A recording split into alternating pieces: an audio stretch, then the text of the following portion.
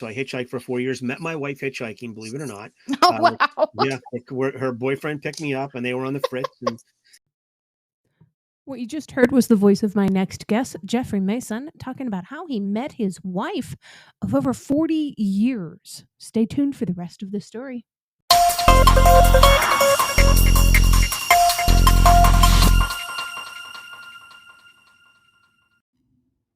Welcome back once again to Season 4 of the podcast. I'm your host, Amanda Blackwood. As many of you know, I wrote my autobiography as a survivor of human trafficking. It's called Custom Justice. But if you didn't know, you do now. Keeping in line with that, this entire season and last season has been focused on interviewing people who did or planned to write about their own experiences as trauma survivors and how they overcame the past. And as much as we all hate commercials, they are a necessary evil these days. This is what keeps the show on the air. You can also show your support by purchasing one of my many books or donating through PayPal or leaving a review on whatever platform you listen to this podcast on.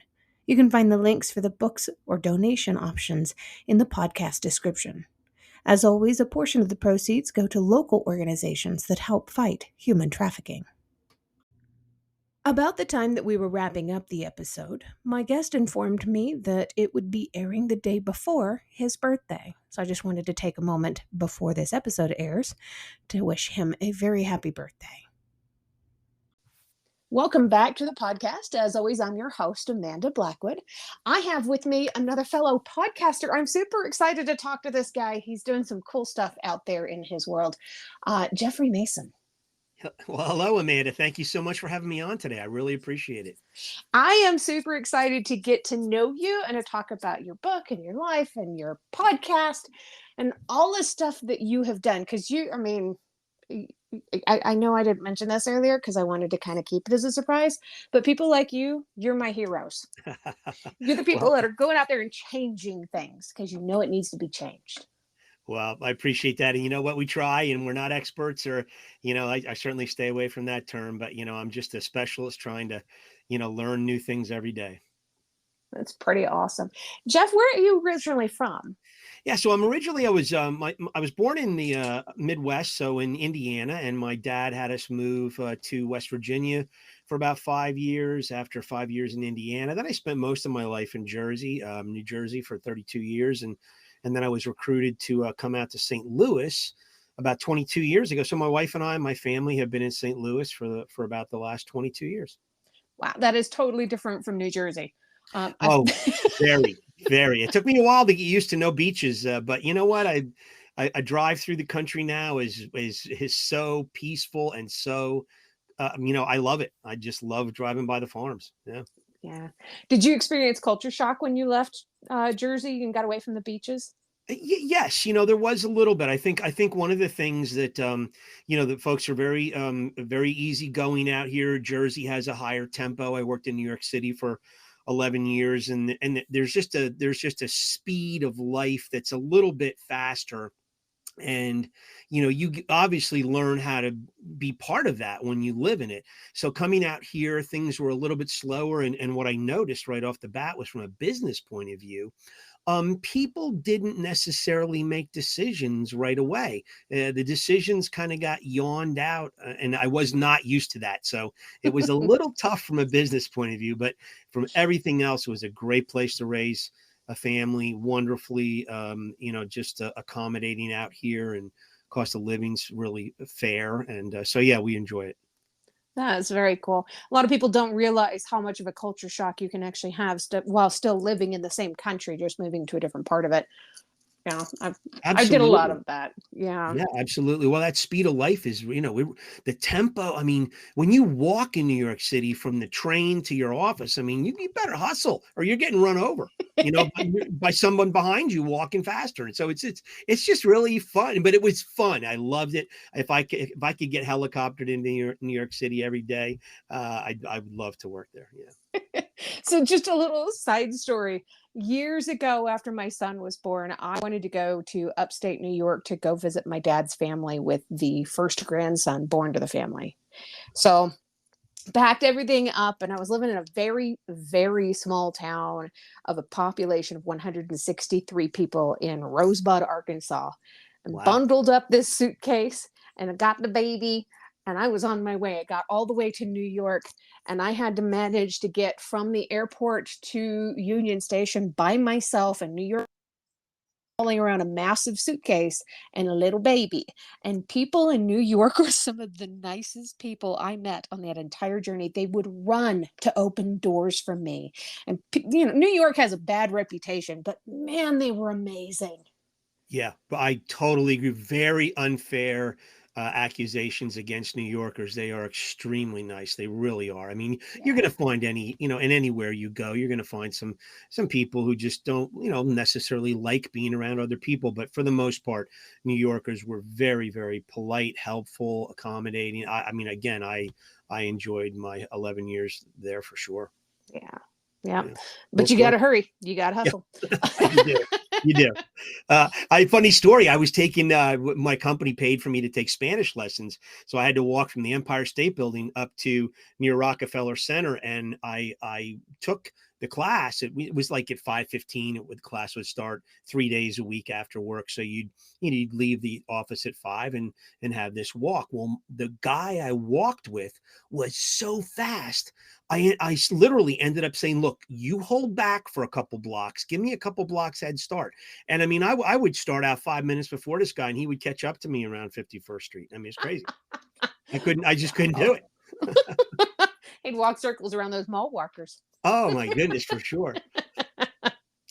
Uh, so take us back to everything that you went through in your younger years that kind of led you into where your life is now. What kind of traumas did you have to survive? Yeah, the largest trauma that I really had to survive that was ended up being 14 years was self-inflicted. I mean, to the best of my, um, you know, tracking on what happened to me. I grew up in a time period. I graduated high school in 1976. So if you take that sliver of 1972 to 76, the 60s were over. We were coming out of the Vietnam War. There wasn't this, hippie lifestyle that there wasn't a purpose to your partying and your drug intake and your alcohol and all this.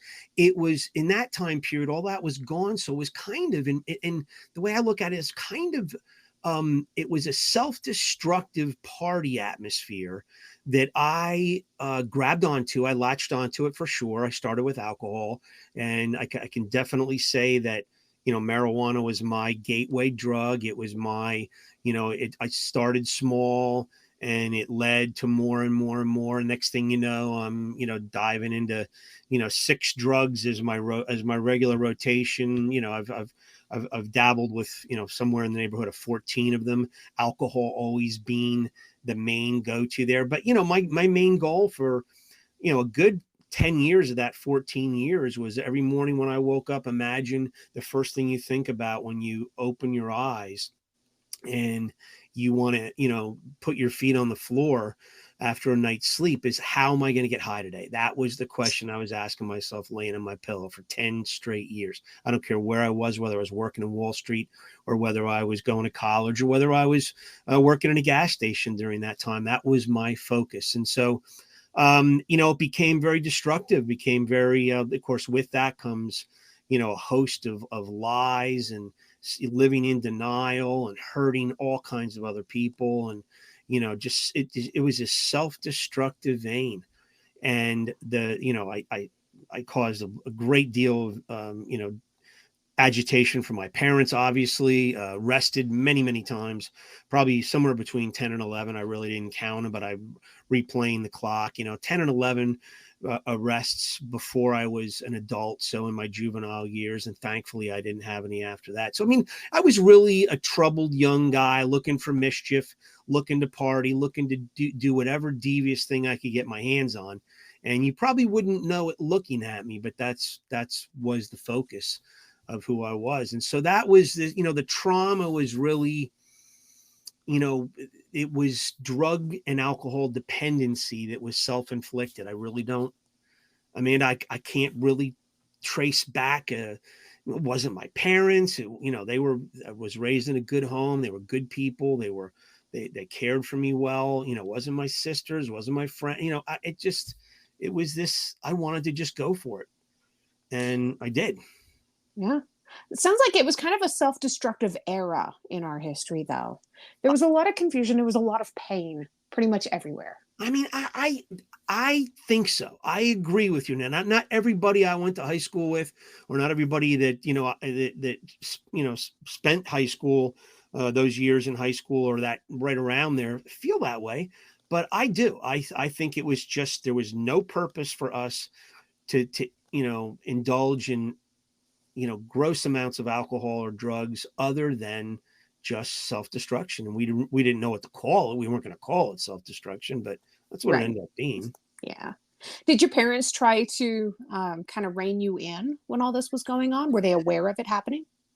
Oh gosh, yeah, yeah. Well, they kind of tried to rein me in, and then I think about the sixth time I was arrested, I was in this room. My mother was in this other room in the police station, and a captain or sergeant, I forget who, came in to me, and he closed the door behind him, and he said, Jeff, what have you been doing?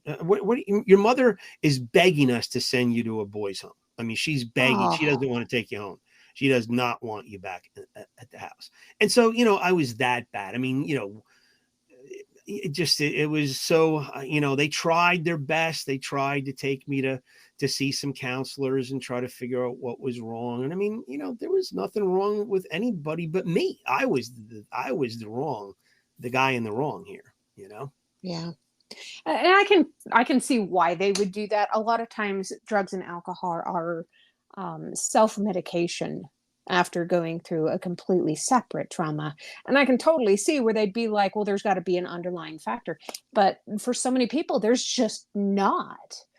Correct. And there, again, when the things I didn't get arrested for, outweigh what I got arrested for. So, I was also kind of, I could tell when I got some form of sensibility that, dude, I talked to myself and just in my mind, and I'd say, dude, you're never satisfied. You're never getting high enough. You're never doing enough mischievous things. I always wanted to press the envelope, and it was just a matter of time before I was pressing it in the wrong directions and really harmful directions, especially once I hit 18. But luckily, at least I didn't get in any more legal trouble after I turned 18, which is good. So what helped you to heal from this? What helped you to move on beyond and break the cycle? Yeah. So, I got, I hitchhiked for 4 years. I lost my license drunk driving. So I hitchhiked for 4 years, met my wife hitchhiking, believe it or not. Oh, Uh, wow. yeah. Her boyfriend picked me up, and they were on the fritz. And so, I ended up meeting her, and we're going to celebrate our 40th year coming up, in a couple months. So, we've been together 40 years now, 4 grandkids and 2 kids. And so, so I met her, and that was a silver lining in all this. And then she came to know the Lord, and she came to accept Jesus Christ as her savior. And I had not. And now I'm working in the downtown area of Wall Street, New York City, downtown. And I'm not working as in a brokerage house, but I'm selling to those kinds of people, bankers and brokerage houses and law firms. And so, she's trying to introduce me slowly to the concepts of the Bible and Jesus and God. And I was rejecting it and rejecting it. And meanwhile, her life is changing dramatically in front of me, and I'm not. I'm still the same old rascal. And, it was just one thing after another, finally led up to going to church maybe once every 12 weeks. And on Christmas Eve, 1987, through a series of events, my wife had to stay home with our youngest daughter. So I was scheduled to meet them halfway in Princeton, New Jersey. And we're going to go to church on Christmas Eve in Princeton. So I went by myself. And it was there in that church service that I surrendered. I just knew 14 years into this, I'd been through marriage counseling. It was going, it was close to going south between my wife and I. And here I had a little, baby daughter. And so, long story short, I just surrendered right there, and God performed a miracle with me. And I'm a stubborn guy. I'm sure you've run into stubborn people in your podcast journey, but I was really stubborn, and I know that God said, to me, okay, I'm going to take the urge for drugs and alcohol away from you. And by doing that, you're going to know that I'm real. You're going to know that I'm here with you right now. I'm not some history. I'm not some name and concept in a history book. I'm right here, right now. So when I surrendered that night on Christmas Eve, 1987, I had a 6-pack the night before in about an hour and a half. And Amanda, I've never had another drink or another toke on a joint since, December 23rd, 1987. And God just took the urge away from me. Didn't have to go to any 12-step counseling or anything. And that's my story to anybody out there that, and that was just the beginning of my restoration, because that trauma, I was able to exchange all that trauma for a peacefulness that I didn't know how to explain. I couldn't explain it. And as time went on, that peacefulness became richer and richer. And that, that just ability to find rest and to find joy. And, I say the green leaves on the trees look greener, the blue skies look bluer. I couldn't believe what I was missing by getting so messed up all the time. I'm looking at everything and saying, wow, this is really a pretty vibrant, beautiful world we're in. And, I've been putting a filter over it by being whacked out for 14 years, and Yep. so it's been a cool journey ever since. And, becoming a Christian does not make you perfect by any means. Right. But it gives you the ability to do life with a supernatural power, and that's Jesus, and that's the Holy Spirit, that we don't have when we're not walking with God. That is absolutely beautiful. Are your parents still alive? Did they get to see this transition in you? Yes, they did, and for many years they thought I was part of a cult, to be quite honest, and they really did. And it took a while for them to come to realize that. My dad passed away about 3 years ago. My mom is still alive, and yeah, my mom watches every podcast, and she's amazed. I'm sure, and she says once in a while, it's just, so good to see where you are today. But I'm sure she's amazed at the rascal that I was, and, certainly left that way behind 36 years, 37 years ago. So, yeah, so she's really excited about where I'm at today, loves the family, loves the fact that I don't drink. And, and Dad certainly came around after a while and realized it wasn't a cult. And, but it was rough. It was rough there for a few years, That's adorable, though. Yeah. I can totally see that. Yeah, because they were like, wait a minute, you were this You're way. different.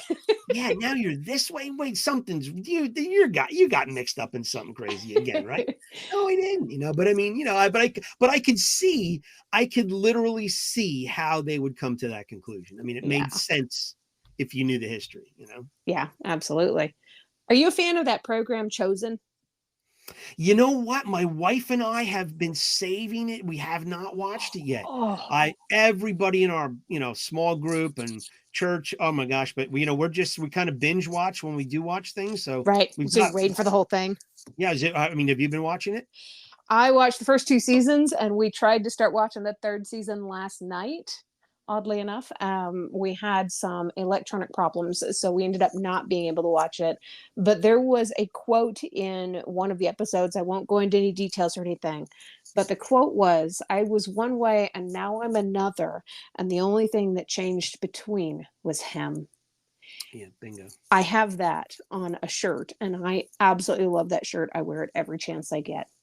Yeah. I mean, there you go. I mean, I can't wait to, we, on a hot summer stretch, we're just going to sit in the air conditioning and binge watch it. So we're kind Yeah. of excited about it, but, yeah, that, and that's what you're saying on that t-shirt, what that t-shirt said. I mean, that's it. Yeah. Nothing's changed except, it's what's in between now is him, and it's Jesus. And it's a wonderful thing. Yeah. Who inspires you the most? I mean, it would sound cliche to say Jesus, but I mean, obviously that's my first go-to. But I'll tell you what, in the, before I came to know Christ, and certainly I still hold this man near and dear, it's Dale Carnegie. And I'm literally amazed. I had to, before I wrote my book, I had to go to his hometown here in Maryville, Missouri. He lived in Northwest Missouri, which was a really rough post-Civil War neck of the woods. So I couldn't even imagine, him being born in like 1888 and sitting around the dinner table with all the things that were going on up there. That's the place of Jesse James, a lot of gunslinging, a lot of just really crazy stuff going on. And here's this guy of modest means that comes out and it masters, the art of human relation skills. And I just think that, his 30 basic principles that form his human relation skills, his book, How to Win Friends and Influence People, it's timeless. And I fell in love with the concept of that timelessness. And that's how I wrote my book, with that in mind. But Dale Carnegie, Amanda, I mean, I think about, I think it's number 7 on his list, is if you're wrong, admit it quickly and emphatically. I mean, just think about that today. How many of us don't take ownership, and we try to pass the buck and try to blame shift? And you know what? If you're wrong, you just admit it, but do it quickly and do it with emphasis, meaning make sure they know you're sorry about it. You're asking for their forgiveness. And I mean, when you apologize to a business person for something you did wrong, it's amazing. It's amazing how they perk up and they're like, wow, this is refreshing. This guy's not trying to shift the blame. Same thing in life. You let a friend down, you let a loved one down. I mean, there's, it's one of his principles. I mean, he's got 30 of them, and I can't believe that this guy that grew up in Northwest Missouri, of all places, was able to come out and share this with the world, and people are still plugged into it today.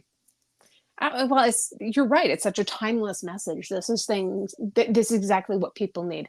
Our relationships and our communications are breaking down. And Right. A lot of that, I got to say, has probably a lot to do with the internet, because we believe we can say it all with a text message. We're losing the context. We're losing the actual human relationship. Bingo. I And totally agree. yeah, and it's just getting worse these days. Yeah. And your book is available in paperback, Kindle, or an audiobook that you narrated yourself, right? Correct. That is so cool. I do that myself because other people aren't going to understand the voice that I'm wanting to use, or the inflection I want on certain words. Correct. Oh, and you have a wonderful radio voice too. I mean, really good. Yeah. Thank you. Yeah. I've been working on that for the last couple of years. But Jeffrey, do you happen to have a copy of your book handy? Do you have a part that you would like to read for the audience at all? I just really think that, as we backtrack, and I'll try to find something here that we can focus on. I think that the book itself, is really emblematic of how I approach business life anymore. And it's really the experience of business that is my focus. And I really do think that it's something that we're overlooking in many cases when we do business with people. A lot of times the customers really don't put weight on the product or service that we're selling. They put the weight on how we go about, the transaction, how we go about selling them the product, the servicing the product. So I really just think, anything we can do to make that customer experience better, I think is golden. So I do want to read just one part here. And it's on page 101. It's the number 2 in one of my sections here. Tell buyers what they deserve to hear. So I'll just read you a quick paragraph. You are managing customer money with each transaction. They are giving their hard-earned income to you in exchange for something you sell. Respect that process. Respect that money. Respect that client. If you want to grow and stay in business, tell people purchasing your products what they deserve to hear. Start right now. You'll be amazed with the results. And I go on to explain a number of situations in my career on how that has panned itself out. But, one that just comes to mind is I had one of my legal department called me one day and said, hey, we have a $72 in credit that should go back to one of your customers for some Canadian GST tax that we miscalculated, and we owe them $72. You probably there's no need to do anything with this, right? I said, no. Let's cut the check to the customer. Yeah, but it cost me about $75 to cut the check. No, go ahead, cut the check for $72. Well, the customer was so blown away. And this was somebody who really didn't buy much of my product. They were so blown away by that gesture that we told them what they deserve to hear. This is your money. Here it is. Here's a check. We made this miscalculation. And you know what? My business went from a measly, under $100,000 in business to over 2.5 million with this customer. And the buyer was just taken aback that we would do the right thing. And we would, and in essence, that's a refreshing concept today. And I think that, hopefully anybody picking up the book, the book is filled with illuminations like that can help you do better business inside what I call the experience economy. And there's so much to that relationship in the business world that should be translated easily into personal relationships too. Yeah. If you do the right thing in your personal relationships and you do tell people what they deserve to hear from you, you're going to have a healthier relationship with them, whether it's business or personal. Absolutely. And I actually have now kind of have a little challenge, and it's a little moniker that I teach a lot. I do a lot of public speaking as well, and it's serve to deserve. And, we can always focus on the wants, always focus on the needs. But when you're able to focus on the wants and the needs as just a cost of doing business, but now you can serve that customer in a way that they deserve to be served, but to them, it's going to come off in many cases as refreshingly, astonishingly great customer-centric, care. And they're not used to seeing that today. And when we see it, I'm sure you and your husband might be the same way. You might go, wow, did you see that? I mean, that was awesome. That the fact that I didn't have to ask that waiter to refill my water 7 times, but he or she came by to fill it 7 times without me asking. Little things like that are just a great example of serve to deserve. And those are the things that make you want to continue going back there too. We had a excellent experience like that at a restaurant not far from home. I guess it was about a year ago now, where the server came out and said, "I'm really sorry your food's taking so long." We'd only been there for like 15 minutes, but we're really busy tonight. Some of our kitchen staff has come down with COVID and they've had to leave. They were sick a few nights ago. So we're doing the best that we can. Can I get you an appetizer for free while you're waiting?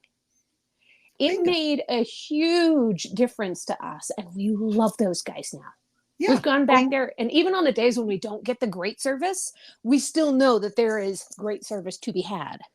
Yeah. And you know what? Their intentions are really, really good. And that they're really, it seems like they have a slant that wants to really service customers in an astonishingly good way. That's an awesome gesture to ask you, to say, hey, listen, we'll get you an hors d'oeuvre if you want one, an appetizer if you want one while you wait. That's awesome.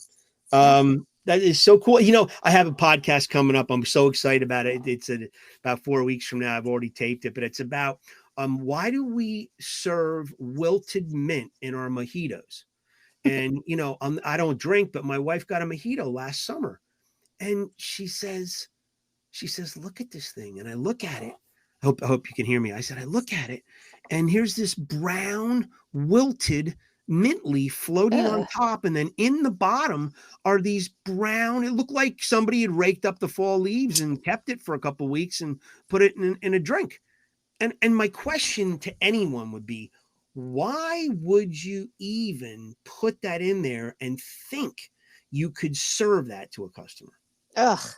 That's the antithesis of serve to deserve. That is, and I mean, it was gross. It was, why would you, my point is, why do we still put those wilted leaves in the drinks and serve them to people? Right. I mean, we're not thinking something's wrong, but that's certainly not that's what we got. Yeah. Crazy. But I love it. So, when you see things like that right smack dab in front of you and you go, wow, this is glaringly idiotic. You know what I mean? Yep, absolutely. Why are you doing this? This is gross. This is disgusting. This is not great service. This makes me want to go anywhere else but here. You saw that this was pulled out of of a old bag of leaves from the fall, right? Yeah. Why are you doing this? I mean, it doesn't make sense. Unbelievable. So your book is called Simple Biz 360 Timeless Business Tools by Jeffrey R. Mason. People can, of course, find ways to order this and the links to be able to get this from your website, which is simplebiz360.com. Right. Yep. That's our home, and that's the book. And Timeless Business Tools, which, it's just, I had to get that, phrase in there. I wanted to make sure that whatever was in there could be picked up 30 years from now and still be applicable. I didn't want to make it in such a way or write it in such a way that it was, timed out. You know what I mean? Right. Absolutely. And just like your hero, you are timeless. Yes. Yeah. That's right. That's right. Who's your hero, by the way? I mean, do you have one? I have many. Okay. My heroes are people like you, the ones that are making the difference, the ones that have the vulnerability to be able to tell your true story. If we're talking like Hollywood stars and stuff, I would say Barbara Stanwyck, who was originally born Ruby Catherine Stevens. She grew up in a very troubled home where her parents died in a horrific car accident when she was quite young. And her older sister got a job on vaudeville to be able to keep them alive. And her sister made her promise never to go to vaudeville and to be an actress. And of course she promised, but she lied. Yeah. Yeah. Two of her very earliest performances, the first name of the character was Barbara. The last name of the other character was Stanwyck. And that's how her name was formed. Wow. When she went to Hollywood, she was known as one of the easiest people to work with, in spite of the trauma that she survived, because she was always kind. And when she retired, she went back to Hollywood and she said, I need something, because I don't have any family of my own anymore. And the men and women behind the scenes are my family, and I need my family back. That's the only reason the TV show Big Valley was ever made. Was that right? Yep. She was an incredible human. Yeah, one of my favorite shows too. I mean, as a kid, growing up, it was Bonanza and that, and I mean, I just loved the cowboy flicks and the cowboy shows all the time. So, but Big Valley, that was a great. Lee Majors was in that, wasn't he? Yeah, he was. They had a lot of big names on their show. Yeah. I mean, it was Barbara Stanwyck. She had such an illustrious career, starting with pre-code films that were just mind-blowing. She was in this movie called Night Nurse with Clark Gable, pre-code. It was just heartbreaking. She was in Babyface. That the first time I saw this, I just wept big fat tears at the end of the movie, because she finally learned how to love somebody other than herself. She taught me through her films how to behave like a human and how to have human relationships. Wow. And what I didn't know for so many years was that she was struggling with the same thing as I was growing up watching her movies. No kidding. Yeah. Yep. I did. Yeah. I'm going to have to look her up, and that's going to be, it's certainly going to be interesting to look her up a little bit. So, so Lee Majors, that was one of his, like, he was early on, he was a young guy coming out in that show. And that's what I remember. But yeah, she was kind of the matriarch that held everything together in that show. You're right. Yeah, she was amazing. And the whole reason that it was made is because she needed her family back. Wow. Interesting. Yeah. Interesting. Yeah, she was pretty cool. So there's always a couple of last second questions that I like to ask people before I let them go. And the first one is pretty simple. Would you consider yourself to be an introvert or an extrovert? And is this always the way it's been for you? Yeah, definitely an extrovert. And yes, it's always been the way. I've just always felt comfortable talking to anybody, a stranger. And I get that from my mother for sure. Not my dad. Yeah. Very cool. And my very favorite question I always ask people is, what's one thing that you love about yourself that's not related to your physical appearance? Oh, wow. That's really, that is a crazy question. I'd have to say it's my passion for family. I mean, just, I love my kids and grandkids, and, it's in me. It's never going to go away. God wired me that way. And, so we're fortunately close to them. And it just, I can't imagine the bad things I did to my mom and dad, and how I, separated them from me as their kid. by my actions. And thankfully my kids have never done that. And my grandkids, certainly haven't done that. So, it's, yeah, I mean, that's the best thing about me is that I love family. If you've enjoyed tonight's episode, please make sure you check out the episode description. There you'll find links on how you can learn more about this guest, links to connect with them on social media, and how to support the podcast. Remember, I don't get paid to do this. My boss is a bit tight-fisted. I can say that. I work for myself. In short, this show really is all about the guest. If you've enjoyed their interview, please feel free to let them know. You can also tune in to my other podcast, Growth from Darkness, which is co-hosted by a lovely lady from Australia. We talk about what trauma responses are and healthy ways to move beyond the past. For more information, just go to growthfromdarkness.com. You can also follow us on Facebook at facebook.com/growthfromdarkness.